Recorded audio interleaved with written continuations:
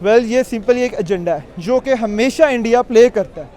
हर मरतबा इंडिया ने एक ही एजेंडा प्ले किया, उनकी मूवीज़ में चले जाएं, उनकी पॉलिटिकल हिस्ट्री में चले जाएं, मोदी भी चले जाएं, वो एक ही एजेंडा प्ले करते हैं। वो टारगेट करते हैं कि जी इन्होंने हमारे पे दहशतगर्दी की, इन्होंने हमारे साथ ये किया तो हम बाइकॉट करेंगे इनको। सीरियस लेना तो पड़ेगा, सुपर पावर का प्रेसिडेंट है, लेना तो पड़ेगा। स्टिल ट्रम्प एक सुपर पावर वाला है जो एक सिनेरियो है वो शो कर रहा है, बिकॉज मुझे नहीं लग रहा हम जब से उसकी स्टेटमेंट्स देख रहे हैं, एक तो सीज फायर के लिए उसको नोबेल प्राइज हमने ही कहा, पाकिस्तान नहीं कहा कि देना चाहिए, अभी तक उसको मिला नहीं है। So the point is that कि एक बंदा जिसकी अपने कॉल ऑफ फेल में इतना तजाद है वो दूसरे को किस तरह से पॉइंट आउट कर सकता है, दूसरे को किस तरह से बता सकता है कि भाई ये चीज़ आप ऐसे कर लो। वाई ही इज ऑर्डरिंग, हर एक मुल्क का अपना अपना सोवरेनिटी है, उसके लिए वर्कआउट कर सकता है।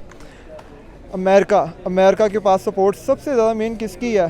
सऊदी अरेबिया, कुवैत, सब लोग उसके साथ रहना चाहते हैं। कोई भी आप कभी देख लें कि इंडिया नहीं आएगा, पाकिस्तान नहीं आएगा, चाइना नहीं आएगा। अगर सऊदी अरेबिया का प्रिंस आया भी था तो सिर्फ एक टाइम के लिए, इमरान खान की रूलिंग के टाइम पीरियड में। स्मार्टफोन्स की मैन्युफैक्चरिंग की अगर बात की जाए तो 1 of 3 स्मार्टफोन्स जो कि यूनाइटेड स्टेट्स ऑफ अमेरिका में इस्तेमाल हो रहे हैं उनके ऊपर लिखा हुआ है मेड इन इंडिया।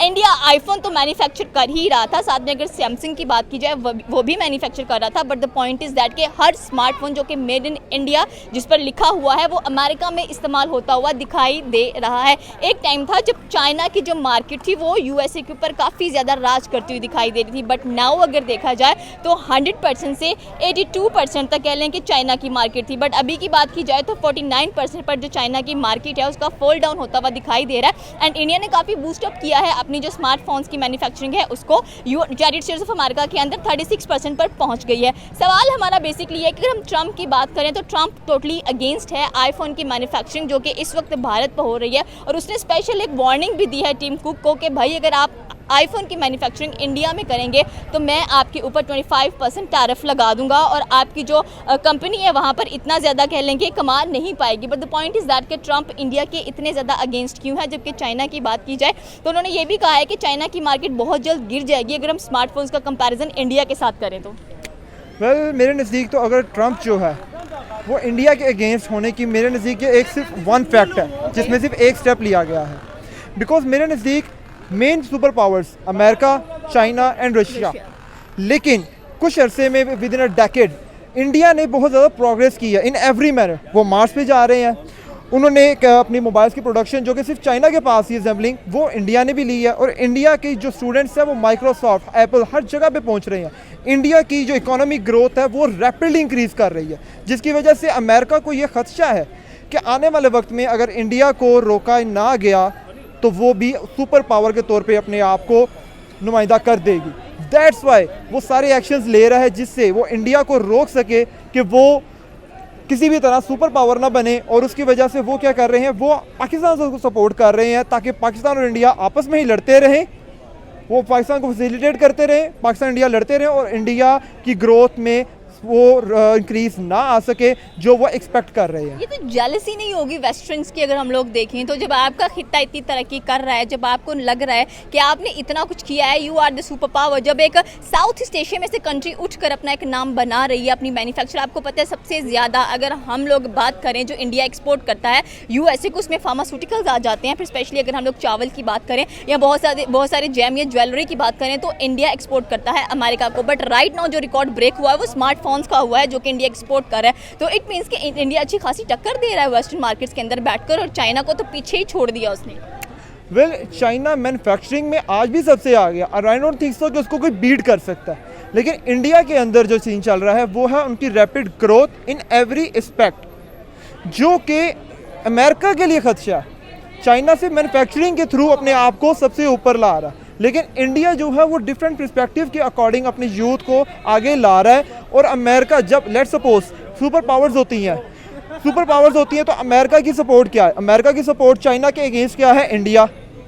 लेकिन अब उसको खदशा हो कि इंडिया मेरे ही खिलाफ हो जाएगा और समहाउ वो मे भी पार्टनरशिप कर ले चाइना के साथ, पाकिस्तान के साथ, रशिया के साथ, क्योंकि बेसिकली इन सब के बॉर्डर लिंक्स कर रहे हैं। अमेरिका को ज़्यादा खदशा है कि अगर इंडिया अपनी उनकी जो भी वो कर लें कि इंडिया अगर उनके नीचे है तो अगर वो उनको कहे कि नहीं आज हमने अमेरिका को ख़त्म करना है, तो वो बेसिकली एक स्ट्रॉन्ग क्या कर लें कि एलाई बन जाएगा रशिया और चाइना का।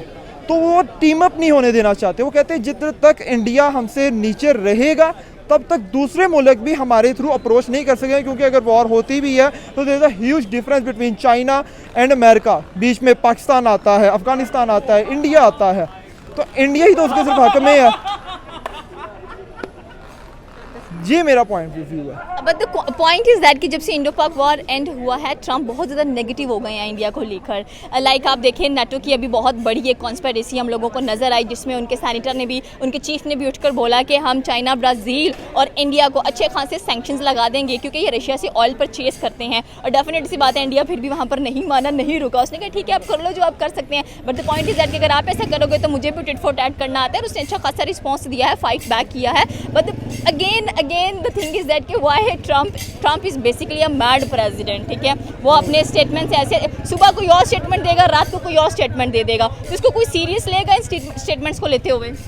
वेल सीरियस लेना तो पड़ेगा, सुपर पावर का प्रेसिडेंट है, लेना तो पड़ेगा। स्टिल ट्रम्प एक सुपर पावर वाला है, जो एक सिनेरियो है वो शो कर रहा है। बिकॉज मुझे नहीं लग रहा, हम जब से उसके स्टेटमेंट्स देख रहे हैं, एक तो सीज फायर के लिए उसको नोबेल प्राइज़ हमने ही पाकिस्तान ने कहा कि देना चाहिए, अभी तक उसको मिला नहीं है। So the point is that कि एक बंदा जिसकी अपने कॉल ऑफ फेल में इतना तजाद है, वो दूसरे को किस तरह से पॉइंट आउट कर सकता है, दूसरे को किस तरह से बता सकता है कि भाई ये चीज़ आप ऐसे कर लो। Why he is ordering? हर एक मुल्क का अपना अपना सोवरेनिटी है, उसके लिए वर्कआउट कर सकता है। अमेरिका के पास सपोर्ट सबसे ज़्यादा मेन किसकी है? सऊदी अरेबिया, कुवैत, सब लोग उसके साथ रहना चाहते हैं। कोई भी आप कभी देख लें कि इंडिया नहीं आएगा, पाकिस्तान नहीं आएगा, चाइना नहीं आएगा। अगर सऊदी अरेबिया का प्रिंस आया भी था तो सिर्फ एक टाइम के लिए, इमरान खान की रूलिंग के टाइम पीरियड में, उसके अलावा नहीं। अमेरिका के साथ सारे कोलैब करना चाहते हैं। जैसे आपने कहा कि इंडिया ने जब रशिया से पेट्रोल लिया तो अमेरिका ने उस टाइम उनके ऊपर सीरियस एक्शन लेने की कोशिश की। दैट मीन्स कि आज इंडिया जो कि उनके हाथों का बच्चा था, उसने चैलेंज किया अमेरिका को, उसने अपना दिखाया है। अमेरिका को इस जरूरत पेश आई है कि ये वफादार नहीं है, ये धोखेबाज है, ये अगर धोखा देगा तो मुझे सीरियस नुकसान उठाना पड़ेगा। तो उन्होंने अपनी प्रिकॉशंस पहले से ही इंडिया के मुताल्लिक ले ली है। इंडिया के मतलब डेफिनेटली एशिया कप की बात करते हैं। यहाँ पर एशिया कप सुनने में आया कि मे बी इंडिया पाकिस्तान के साथ प्ले ना करे, जो कि मैच हमें बहुत जल्द 12 सितंबर को मे बी देखने को मिलने वाला है। सो आपकी इस पर क्या राय है कि क्रिकेट एंड पॉलिटिक्स दो बेसिक डिफरेंट थिंग्स हैं। क्रिकेट के जो शायकीन हैं, तमाशाई हैं, बहुत दिलचस्प तरीके से इंडिया और पाकिस्तान का मैच एक जंग की तरह देख रहे होते हैं। तो लगता है कि एशिया कप के अंदर, क्योंकि आपने पहले भी देखा होगा कि जो लेजेंड्स का मैच हो रहा है उसमें भी इंडिया पाकिस्तान ने मैच नहीं खेला है। अगर इस बार भी नहीं खेला तो क्या सिनेरियोज नज़र आ रहे हैं? Because Indians they are saying के प्रॉफिट को छोड़ो, जो आपके लोगों का खून बहाया गया है उस पर नज़र डालो। वेल ये सिंपली एक एजेंडा है जो कि हमेशा इंडिया प्ले करता है। हर मरतबा इंडिया ने एक ही एजेंडा प्ले किया। उनकी मूवीज़ में चले जाएं, उनकी पॉलिटिकल हिस्ट्री में चले जाएं, मोदी भी चले जाएं, वो एक ही एजेंडा प्ले करते हैं। वो टारगेट करते हैं कि जी इन्होंने हमारे पे दहशतगर्दी की, इन्होंने हमारे साथ ये किया तो हम बाइकआउट करेंगे, इनको ऐसे करेंगे, वैसे करेंगे। सिंपली उन्होंने अपनी जो उनके अंदर जो वो दुख है, दुख नहीं बल्कि शर्मिंदगी है, या जो उन्होंने अपनी हरकत की है वॉर के अकॉर्डिंग, और उसमें जो शर्मिंदगी इनको हुई है वो उसको इसी चीज़ से डिफेंड करी जा रहे हैं कि इन्होंने हम पे अटैक किया, दैट्स वाई हम इनके साथ एशिया कप नहीं खेलेंगे। सिंपली चीज़ है, वो ब्लेम गेम जो है वो दुनिया के सामने दिखाना चाह रहे हैं। इवन तो वो हार गए हैं, अटैक उन्होंने शुरू किया, लेकिन स्टिल वो ब्लेम गेम दिखाना चाह रहे हैं दुनिया के आगे कि नहीं, हम विक्टिम है, जो पाकिस्तान है इसने हमारे साथ जुल्म किया। Simple as that. मतलब आप कहने कि वो खुद को विक्टिमाइज कर रहा है कि भाई पाकिस्तान ने हमारे साथ जुल्म कर दिया। बट अगेन पॉइंट यही आता है, वो कहते हैं पाकिस्तान जो है वो काउंटर टेररिज्म को रिमूव करे तो हमारी दोस्ती पाकिस्तान के साथ अच्छी है। तो टेररिस्ट कहाँ है? टेररिस्ट तो हमारे पास आते हैं, हमारे थ्रू आते हैं। यहाँ पे ईरान से जब पेट्रोल की स्मगलिंग यहाँ पाकिस्तान में होती है तो बलूचिस्तान के थ्रू जितने भी है, कुलभूषण देख लें, उसका जो आईडी कार्ड जो भी था उसके निकले थे, वो कॉन्टेक्ट हिस्ट्री सारी वो निकली थी ईरान की। और ईरान में उसका क्यों निकला था? क्योंकि बेसिकली इंडिया और ईरान मिल के बलूचिस्तान के थ्रू पाकिस्तान में टेररिज्म कर रहे हैं। इंडिया टेररिज्म कर रहा है, इंडिया टेररिज्म कर रहा है पाकिस्तान के अंदर, तो पाकिस्तान टेररिज्म कर रहा है इंडिया के अंदर। ये दोनों क्या चाह रहे हैं?